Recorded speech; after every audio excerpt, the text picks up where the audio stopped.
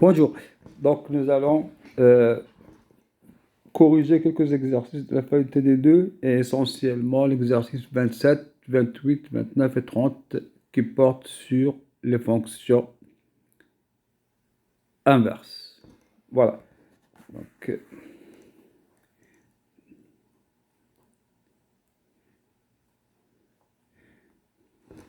alors, on commence par le 27. Alors, l'exercice 27, tout simplement, on étudie la fonction f de x égale x au carré moins 2x plus 3. Alors, nous allons d'abord étudier les variations sur R.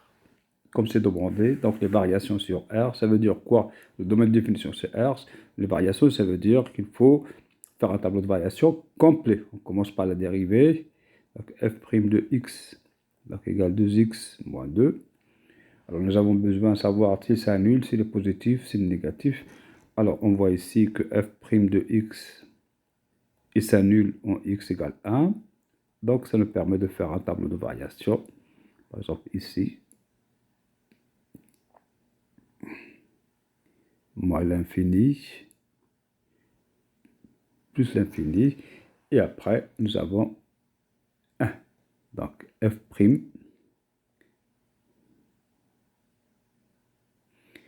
Alors, donc, vous voyez, c'est x est supérieur à 1. Donc, ici, la fonction est dérivée est positive, et ici, elle est négative. Donc, fonction décroissante et puis croissante. Alors, f de 1, c'est pas difficile à calculer. F de 1, c'est 2. La limite, en plus l'infini et en moins l'infini sont les mêmes. C'est déterminé par x au carré. C'est plus l'infini. Ici, c'est plus l'infini. Alors, quand on calcule la limite en l'infini, qu'importe, plus l'infini ou moins l'infini, d'une fonction qu'on peut appeler polynomiale, c'est-à-dire il n'y a que des puissances, xn, x3, x4, ainsi de suite, une somme de ça, la limite est toujours déterminée par le terme du plus haut degré. Ça veut dire que la plus grande puissance, c'est la plus grande puissance qui détermine la limite en plus l'infini. Vous imaginez bien, par exemple, si je dis 1000, par exemple, x égale 1000, x au carré, c'est 1000 au carré, d'ailleurs, c'est 1 million, vous voyez. Donc, le x, on le néglige devant x au carré, donc c'est le x carré qui détermine la limite. Donc, c'est une règle qu'il faut adopter. En plus l'infini, fonction polynomiale, automatiquement, on prend le plus haut degré. Voilà.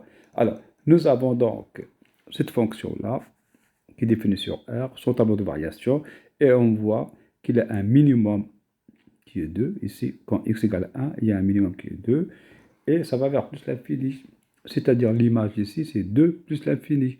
Or, c'est une application, vous voyez, c'est F. On étudie R dans R. Alors, la question de savoir, est-ce que c'est une bijection? La réponse est non, vous voyez. Le f de x est supérieur à 1. Donc, si je prends n'importe quel nombre appartient à R qui est plus petit que 2. Par exemple, je prends 0, vous voyez. 0 appartient à R. Mais quel que soit x appartient à R, on a f de x est différent de 0. Ça veut dire 0 n'a pas d'antécédent. 0 n'a pas d'antécédent, donc f n'est pas une bijection. Donc ce n'est pas une bijection de R dans R. Non bijectif. Alors maintenant, on nous demande de se restreindre à l'intervalle 1 plus l'infini. On se restreint à 1 plus l'infini et on montre que c'est une bijection sur un intervalle J à déterminer. Alors 1 plus l'infini, c'est ici, cette partie du tableau-là. Vous voyez, hop, cette partie du tableau. Alors, on voit que la fonction, évidemment, f continue.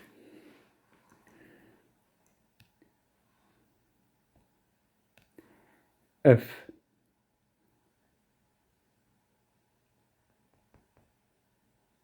est continue sur i.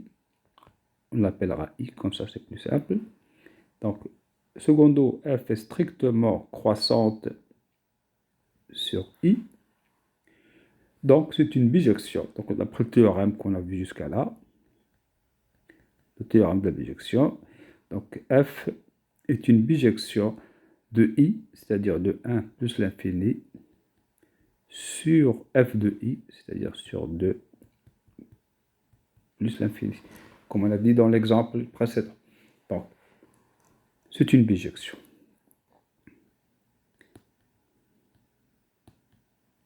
Voilà qui répond à la bijection. Alors maintenant, on veut expliciter f moins 1. Est-ce qu'on peut expliciter, c'est-à-dire est-ce qu'on peut dire f moins 1 de y égale ceci ou cela? Alors, sachez que f moins 1, du moment où f est bijectif, f moins 1 existe, on ne peut pas le nier, mais est-ce qu'on peut l'exprimer de manière explicite avec des formules, la racine du carré, des exponentiels, du logarithme? Des fois, on est heureux de tomber sur quelque chose qu'on peut inverser, mais souvent, ce n'est pas le cas, d'accord? Mais ça n'a aucune importance parce que on connaît les propriétés de cette fonction. Alors, donc, je veux déterminer f-1. Alors, qu'est-ce que je sais? Je sais déjà que quel que soit y, vous voyez, supérieur ou égal à 2, il existe un unique x supérieur ou égal à 1, c'est-à-dire dans le i, là c'est dans j, là c'est dans i, tel que y égale f de x. Et d'autre part, on sait que f de x égale y, alors on a envie d'avoir x égale quelque chose. Ça, c'est x égale f moins 1 de y. Alors ça, on le sait. Eh bien, on veut le déterminer. On va le déterminer de manière explicite. Alors, je veux dire y égale f de x. Alors, f de x, c'est quoi? C'est tout simplement x carré moins 2x plus 3. Ça, c'est équivalent tout simplement à x carré moins 2x plus 3. Alors, n'oublions pas que ce qu'on cherche, c'est le x, le y et le donné, d'accord? Donc, on va dire soit y ici, hein, soit y supérieur à 2. On sait qu'il existe un x tel que f de x égale y. Voilà. Donc, on a ça. Alors maintenant, je veux chercher x en fonction de y. Si je cherche x en fonction de y, ça veut dire que j'ai cherché f moins 1 de y. Alors ici, j'ai une équation de second degré, vous voyez. Si vous faites, vous voulez la résoudre, vous allez faire le discriminant. Vous allez faire le discriminant delta. Delta égale b au carré, vous voyez, c'est 4 ici. Moins 4 ici. 3 moins y. Alors si je calcule ça, ça fait moins 12 et ça fait 4y. Donc égale 4y moins 8 égale à 4 y moins 2. Alors, pour être sûr que des solutions existent, il faut que le discriminant delta soit positif. Or, y, vous voyez, y appartient à f de i, donc il est positif. Donc, nous pouvons écrire les solutions. Il est positif strictement, sauf quand y égale 2, ce sera confondu, donc c'est pas grave. Donc, on va mettre x1 égale donc 2, plus la racine carrée de delta, c'est-à-dire 2, racine carrée de y moins 2. La racine carrée de 4, c'est 2. Bon, donc 2, ça c'est 1 plus 2. Et on a x2 égale 2 moins 2. La racine carrée de y moins 2 sur 2, donc égale 1 moins. Alors, qu'est-ce qu'on sait? On sait que l'antécédent dans 1 plus l'infini, il existe et il est unique, d'accord? Il existe et il est unique. Ça, c'est 1 moins quelque chose, donc... et ça, c'est 1 plus quelque chose, donc c'est bon. Ça, c'est dans 1 plus l'infini, donc c'est ça. Donc, x égale 1 plus y. Donc, on va écrire que y égale f de x équivalent que x égale 1 plus 2. Et on sait que ça, c'est égal à f moins 1 de y. Voilà. Donc, nous avons défini une application f de 2 de f moins 1, 2 plus l'infini, dans 1, à valeur dans 1 plus l'infini, qui est à y, on associe tout simplement 1 plus moins 2. Voilà. Donc, c'est fini pour le premier exercice 27. Après, on va regarder le 28. Le 28, cette fois, donc, nous avons tout simplement un x au cube. D'accord, 28.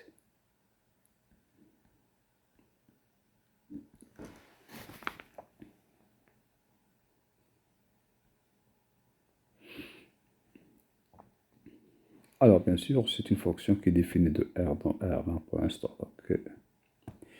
Alors, nous voulons étudier la variation de f pour voir un tout petit peu son comportement. D'accord? Pour étudier la variation, commençons par f' de x, donc c'est 3 x au carré moins 3. Vous voyez que cette dérivée s'annule. Ça veut dire 3x carré moins 3 égale 0. Ça veut dire x carré moins 1 égale 0. Donc x égale 1 ou x égale moins 1. Okay. On a 2 points où la dérivée s'annule. Donc il faudra faire un tableau de variation qui correspond à ce genre de choses. Alors, nous allons faire moins l'infini. Donc, nous avons moins 1, nous avons 1, et nous avons plus l'infini.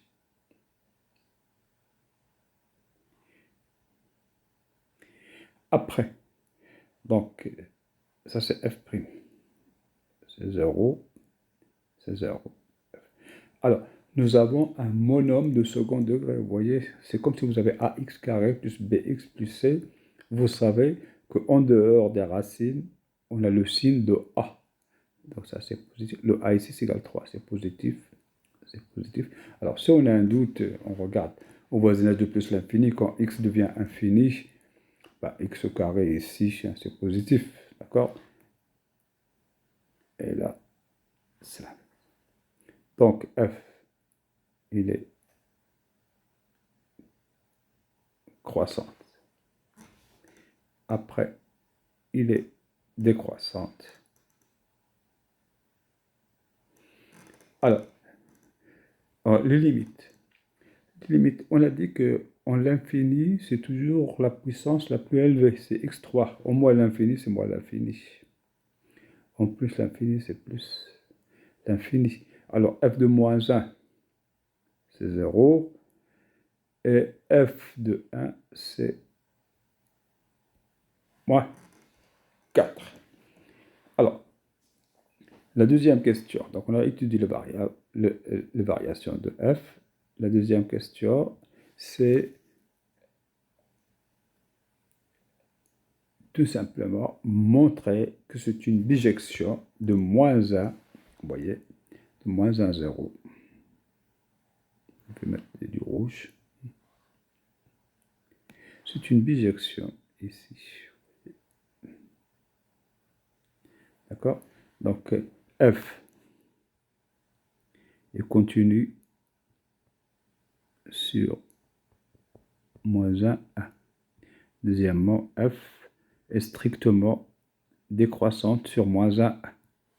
Donc, f est une bijection de moins 1, 1 sur f de moins 1, 1, c'est-à-dire sur moins 4, 0.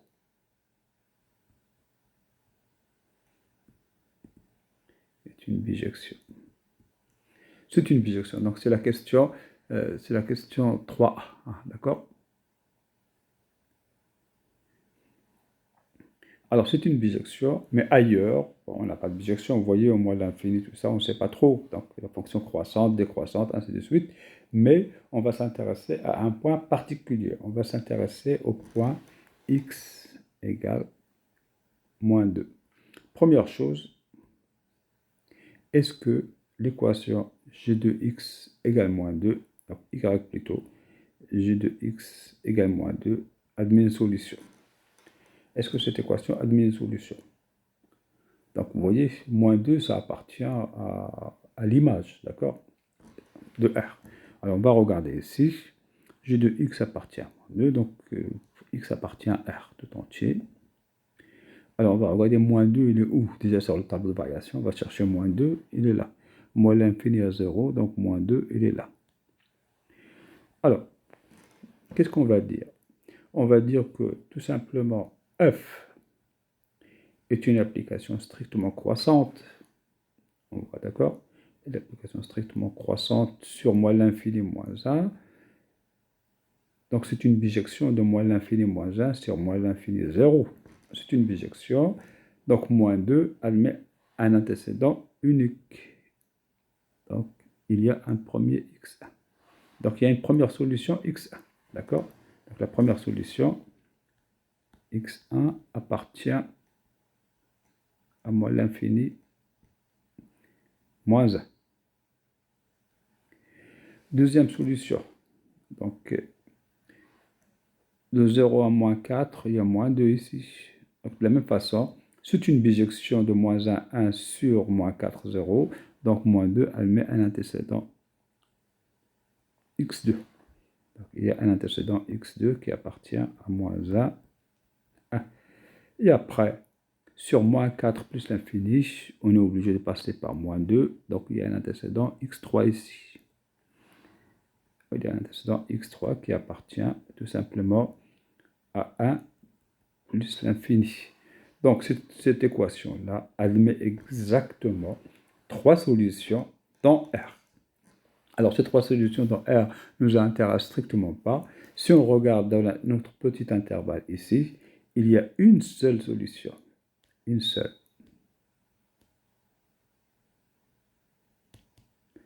Solution qui est dans moins 1. Hein, parce que heureusement, c'est une bijection ici.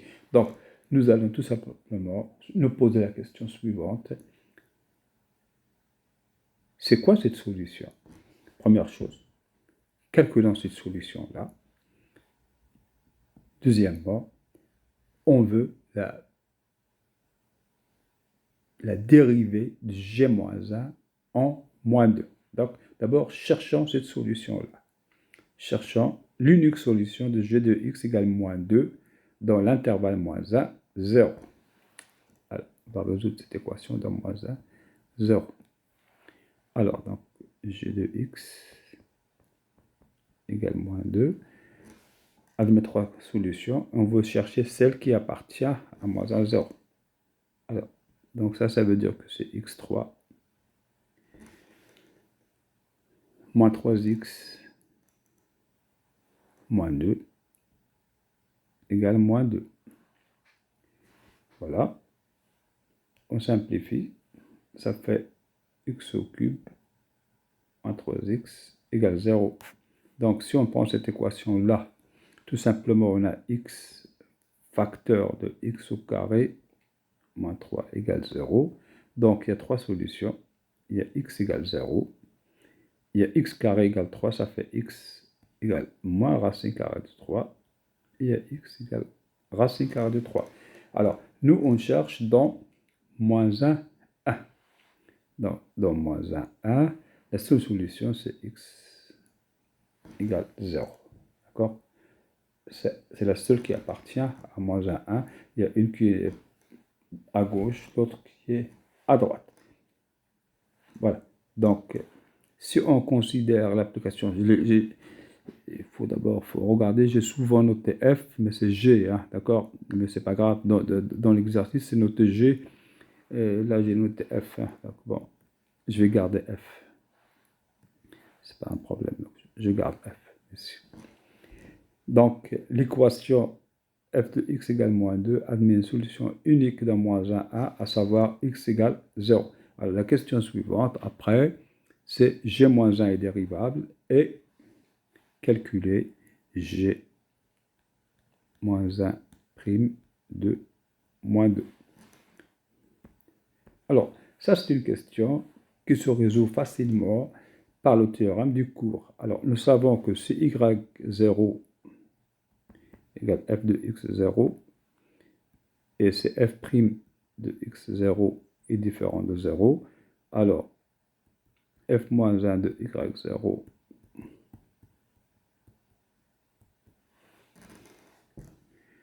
donc ici,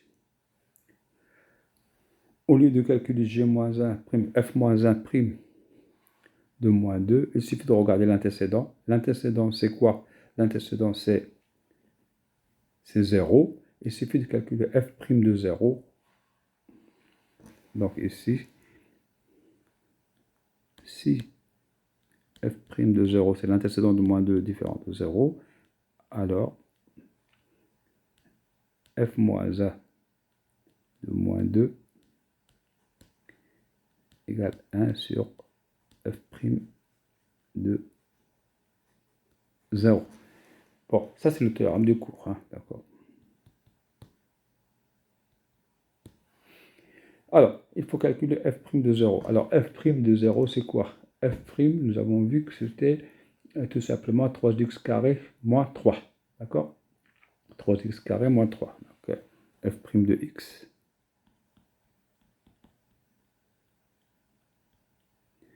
Donc, f',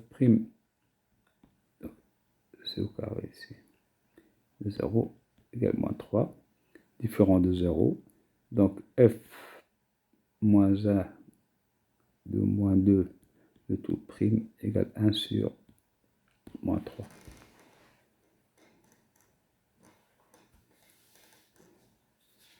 Et voilà pour la dérivée. Donc, on peut calculer la dérivée de la fonction sans connaître la fonction. Il faut remarquer ici qu'on n'a pas demandé de calculer la fonction pour une simple raison. On a x au cube et c'est pas toujours facile de résoudre une équation de troisième degré. D'accord? X au cube moins 3x moins 2 égale y, c'est absolument pas facile de résoudre une équation de troisième degré. Donc, nous allons laisser ce problème à part. Évidemment, on peut poser d'autres questions. Par exemple, on peut poser la question, bon, par exemple, l'allure du graphe de G-1, de F-1 plutôt. Donc, si on veut faire l'allure du graphe de F-1 sur moins 1, ben, il suffit de faire le graphe de F et après faire une symétrie par rapport à l'axe delta d'équation y égale x. Vous pouvez voir donc le corrigé complet sur la pédagogie. Donc là, vous avez des explications. Après, nous pouvons voir l'exercice 29. 29, c'est f de x égale log x moins 1. Et nous avons la racine carrée. Alors, ici, déjà, il faut étudier les variations de la fonction sur son domaine de définition. La première chose, c'est étudier les variations sur le domaine de définition. Alors, c'est quoi ce domaine de définition? Alors, on a une fonction racine carrée de u. Alors, le domaine de définition, il faut que le u soit positif. Donc, ici, u soit positif, c'est équivalent tout simplement. Si je pose u, vous voyez, si je pose u égale log de x moins 1, alors u est positif, c'est équivalent tout simplement. Le logarithme existe, d'accord? Le logarithme doit exister. Ça veut dire x moins 1 doit être strictement positif. Le log de x est défini une fois que x est positif. Donc, ça, c'est la première chose. Deuxièmement, il faut que le logarithme x moins 1 soit positif. D'accord? Alors, le logarithme d'une fonction est positif quand tout simplement x est plus grand que 1. Alors, regardez.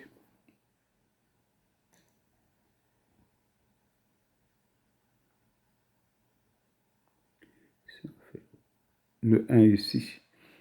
Alors, on voit ici, c'est 1 plus l'infini. Vous voyez, si x est supérieur à 1, log de x est supérieur à 0. Inversement, si on est sur 0, 1, les images ici sont négatives. Le logarithme est négatif. Donc, on a x moins 1 supérieur à 0 pour que le logarithme existe. Et deuxièmement, on a x moins 1 doit être supérieur à 1 pour que le logarithme soit positif. Donc là, ça veut dire x doit être supérieur strictement à 1. Ici, x doit être supérieur strictement à positif. C'est positif ici. Elle peut être positif ou nul ici. D'accord, positif ou nul. Donc supérieur ou égal à 2. Donc, vous voyez, on schématise R comme un axe, comme une droite. Donc on a 0 ici. Alors x doit être supérieur à 1, c'est-à-dire tout ce qui est ici, là. Et ensuite, il doit être supérieur à 2, tout ce qui est là. Donc le domaine de définition, c'est tout simplement à la fois supérieur strictement à 1 supérieur à 2, ça veut dire c'est supérieur à 2. Donc le domaine de définition, c'est très important, c'est la première chose. La fonction n'est pas définie sur R. Le domaine de définition, c'est 2 plus l'infini.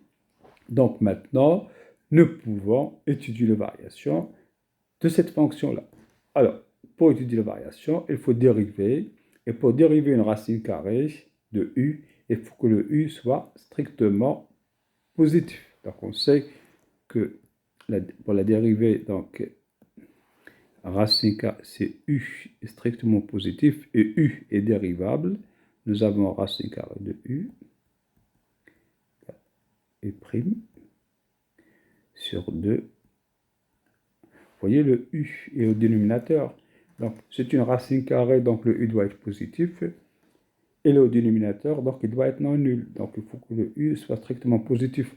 Alors, ici, u égale 0, tout simplement, vous voyez, c'est quand log de x moins 1 égale 0, vous voyez. Log de x moins 1 égale 0, ça veut dire que x moins 1 égale 1. D'accord? Log de 1 égale 0, c'est la seule solution. Donc, log de x moins 1 égale 0, ça équivalent.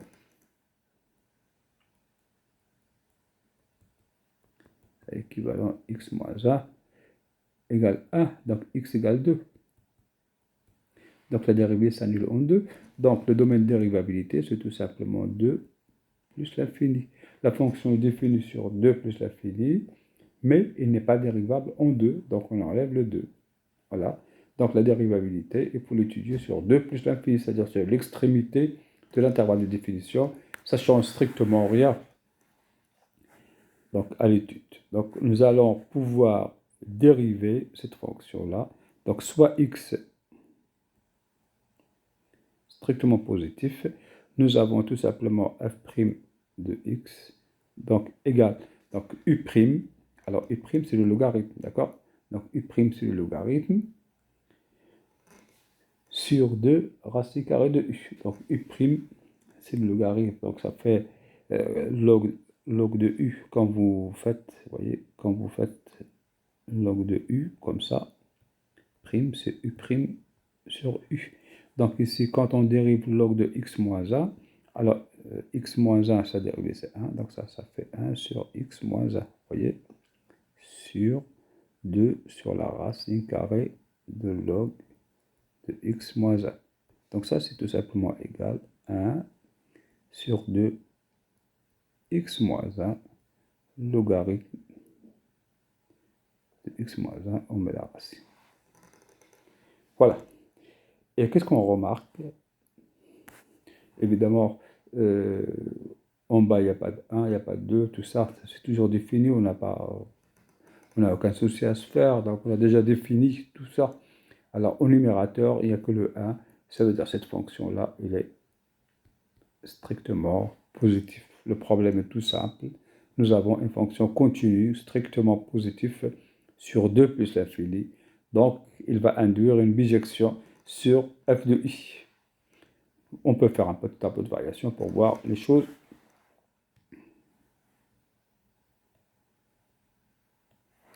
Alors, donc c'est 2 plus l'infini. Alors, la fonction n'est pas dérivable, mais ça n'a rien à voir. Donc, la fonction est continue, est définie. Donc, c'est plus. Alors, après, on a f de 2.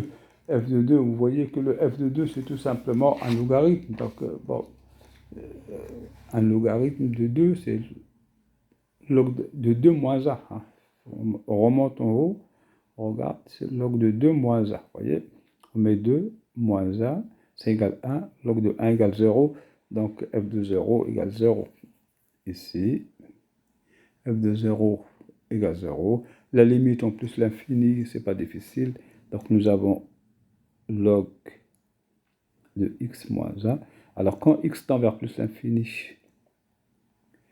x moins 1 tend vers plus l'infini, donc ça tend vers plus l'infini. Alors, ça c'est grand X, donc la racine carrée de X tend vers plus l'infini. Vous voyez? Le logarithme X tend vers l'infini, donc X moins 1 tend vers l'infini. Donc le logarithme de X moins 1 tend vers plus l'infini. Donc la racine carrée de tout ça tend vers plus l'infini. Et nous pouvons rédiger le raisonnement. F est continu est strictement croissante sur 2 plus l'infini. Donc le théorème nous implique que f est une bijection de 2 plus l'infini sur 0 plus l'infini. Donc on a une bijection. Alors, nous voulons essayer maintenant, dernière question, de déterminer la bijection réciproque. Le f-1, s'il existe. Alors, comme dans l'exercice précédent, nous savons que y égale f de x, équivalent x égale f-1 de y, bien sûr avec toutes les conventions que x appartient à 2 plus l'infini, et y appartient à 0 plus l'infini. Alors maintenant, nous allons partir de cette relation-là, y égale f de x, équivalent que y égale la racine carrée de logarithme de x moins 1. D'accord? Donc c'est équivalent. Alors, d'abord, c'est comme des paupérus. Vous voyez, ce qu'on veut, c'est le x qui est ici. Elle est dans une boîte, c'est le logarithme. Et le logarithme dans une grande boîte qui est la racine carrée. Donc il faut commencer à déballer d'abord la racine carrée, puis le logarithme. Alors, pour enlever la racine carrée, il faut élever au carré. D'accord? Donc, y au carré égale la racine carrée de a au carré, c'est a. Donc, c'est log de x moins 1. Donc là, nous avons utilisé le fait que la racine carrée de a au carré égale a. Le carré, ça permet de se débarrasser de la racine carrée. Après, il faut enlever la deuxième boîte. C'est le logarithme.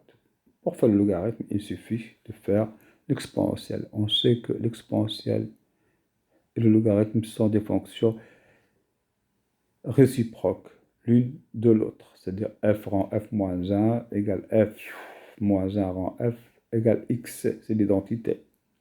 Voilà. Donc ici, l'exponentielle de y au carré égale l'exponentielle log x moins 1 égale x moins 1. Donc x égale 1 plus exponentielle y moins 1. On a inversé la fonction et donc nous avons f moins 1 de 0 plus l'infini, 2 plus l'infini, x a pour image. Voilà l'application inverse. Et il nous reste un dernier exercice. Un dernier exercice, c'est une utilisation indirecte du théorème de la bijection. Donc c'est le théorème, tout simplement, c'est l'exercice tout simplement 30. Alors, j'écris le nom de cet exercice 30.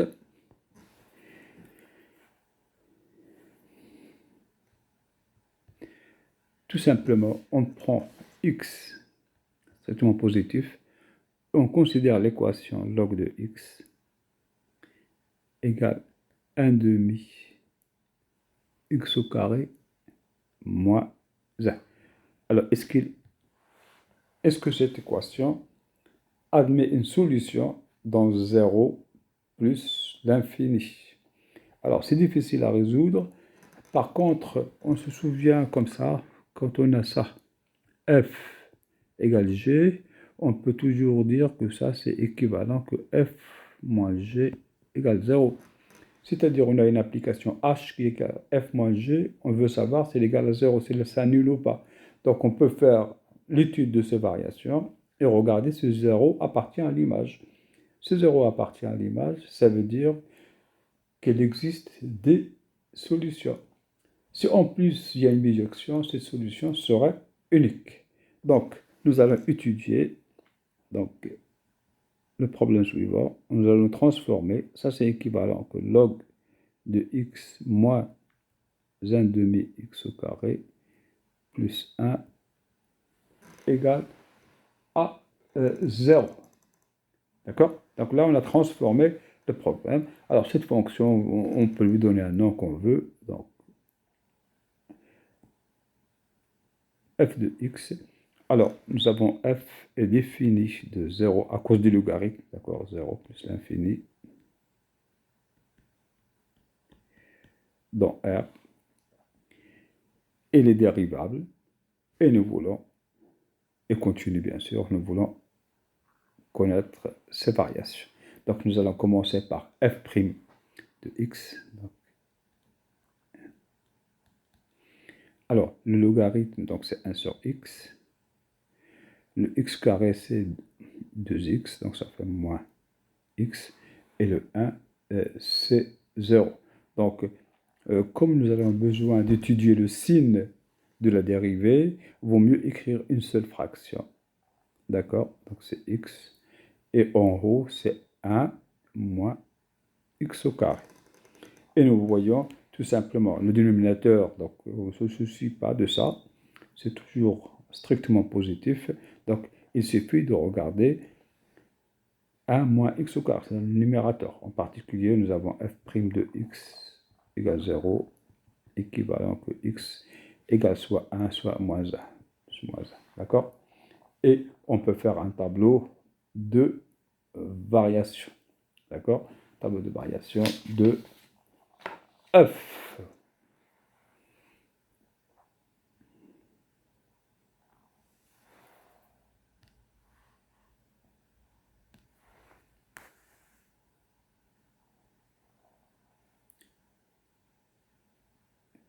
Et nous allons essayer de construire un raisonnement à partir du tableau de variation. Donc, nous avons, il ne faut pas oublier, c'est 0. D'accord? Il n'y a pas de moins l'infini ici. C'est 0. Donc, après, la dérivée s'annule en 1. Il n'y a pas de moins 1. D'accord? Vous voyez? Donc là, la dérivée s'annule en moins 1 et 1. Mais seul 1 appartient à 0 plus l'infini. D'accord? Au domaine de définition. D'accord? Et là, c'est plus l'infini. Alors,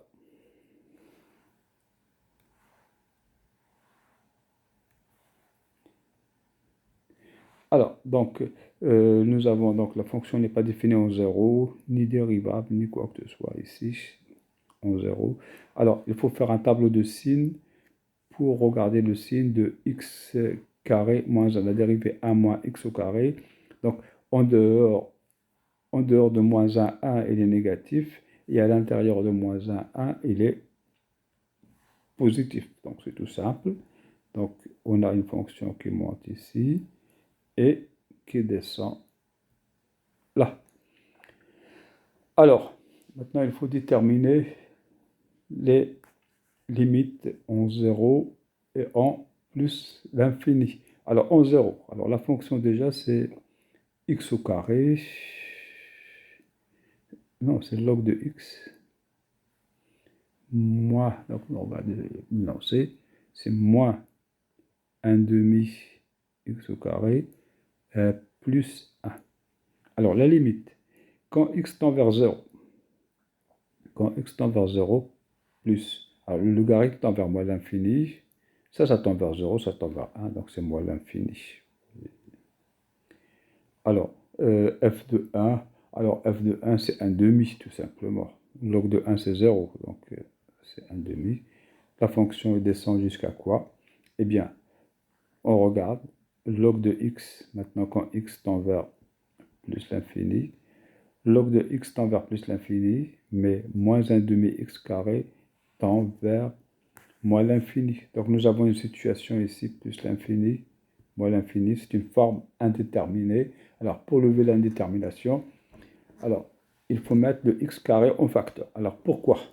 Parce qu'en présence d'un logarithme et des puissances, nous avons une règle, c'est que ce qu'on appelle comparaison de croissance. Ce que nous avons, en gros, pour simplifier, quand on fait des limites, la limite est déterminée par les puissances. On dit que les puissances l'emportent sur le logarithme. Mais pour appliquer cette règle, vous devrez avoir un produit ou une fraction. Donc on va mettre x carré en facteur. Vous voyez, le x carré en facteur. Donc on a log de x sur x au carré moins 1 demi plus 1 sur x au carré. Voilà notre fonction. Notre fonction, c'est ça. Alors, on veut la limite. Alors, comparaison de croissance. En plus l'infini, 1 sur x carré tend vers 0. Donc, c'est comme le logarithme n'existe pas. Donc, en appliquant la comparaison de croissance, ça c'est 0. Ça c'est 0. Ça c'est moins 1 demi. Et ça c'est 0. Vous voyez? Donc, la limite de tout ça, c'est moins 1 demi. Après, il y a x au carré, c'est plus l'infini. Donc, moins 1 demi fois plus l'infini, ça fait moins l'infini. Donc, ça va de moins l'infini jusqu'à 1 demi, et ça descend de 1 demi jusqu'à moins l'infini. Alors, maintenant, est-ce qu'on peut regarder l'équation qui nous importe? C'est-à-dire, est-ce que l'équation f de x égale 0 admet une solution? Évidemment, f de x égale 0, on va chercher dans les images. Ici, moins l'infini jusqu'à 1 demi, en allant de moins l'infini jusqu'à 1. Et on passe de nombre négatif au nombre positif. Donc on a 0 ici. On regarde en haut. Alors, qu'est-ce qu'on va dire ici? On va dire que f est une application continue et strictement croissante sur 0, 1. Donc c'est une bijection de 0, 1 vers moins l'infini, 1 demi. Comme 0 appartient à moins l'infini 1 demi, il admet un unique antécédent. Il y a un effort à faire sur la rédaction. Maintenant, sur 1 plus l'infini, on va regarder en bas ici. Ça descend de 1 demi, et ça descend 1 demi, 0, moins 4, moins 5, ainsi de suite. Donc, il y a le fameux 0 ici. Qu'est-ce qu'on va dire?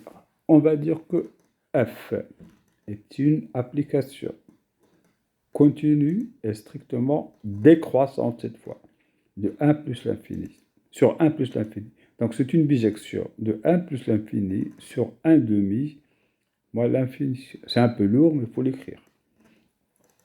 Comme c'est écrit sur le corrigeant papier. 0 appartient à l'image, à f de i, donc il admet un antécédent unique.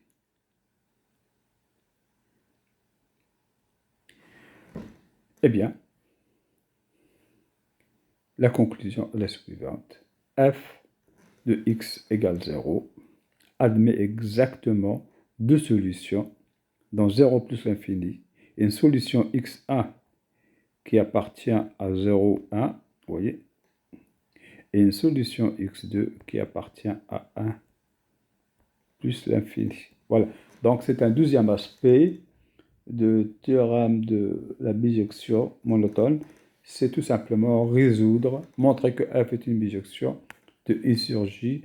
Ça revient à montrer que l'équation f de x égale y, quand y appartient à j, admet une solution unique x qui appartient à i. Voilà, donc c'est terminé pour ces 4 exercices. À la prochaine fois.